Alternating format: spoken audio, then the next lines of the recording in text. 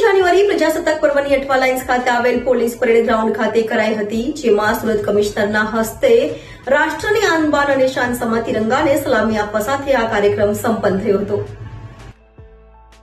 26મી જાન્યુઆરીએ પ્રજાસત્તાક પર્વની સમગ્ર દેશમાં ધામધૂમથી ઉજવણી કરાઈ હતી, ત્યારે સુરત પોલીસ દ્વારા પણ સુરત પોલીસ ગ્રાઉન્ડ ખાતે પ્રજાસત્તાક પર્વની ઉજવણી કરાઈ હતી, જ્યાં સુરત પોલીસ કમિશનર અનુપમસિંહ ગેહલોતના હસ્તે રાષ્ટ્રની આન બાન અને શાન સમા તિરંગાને સલામી આપવામાં આવી હતી.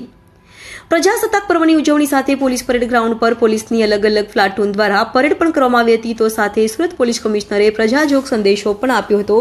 તો સાથે પોલીસ કમિશનરે કહ્યું હતું કે લોકોના જીવ બચાવવા 15મી ફેબ્રુઆરીથી હેલ્મેટ ફરજિયાત કરવામાં આવશે. વર્ષ 2024માં 296 લોકોના એક્સિડન્ટથી મોત થયા છે. મોતને ભેટનારામાં 2 વ્હીલર ચાલક વધુ છે. લોકોને અપીલ છે કે પરિવાર ઘરે રાહ જુએ છે, વાહન ચલાવતી વખતે હેલ્મેટ ફરજિયાત પહેરો. પરિવારમાં આવી દુર્ઘટના ન થાય તે માટે પોલીસ કામગીરી કરી રહી છે. 15 ફેબ્રુઆરીથી હેલ્મેટ ફરજિયાત કરવામાં આવશે, જેથી વાહન ચાલકોને હેલ્મેટ પહેરવા અપીલ કરી હતી.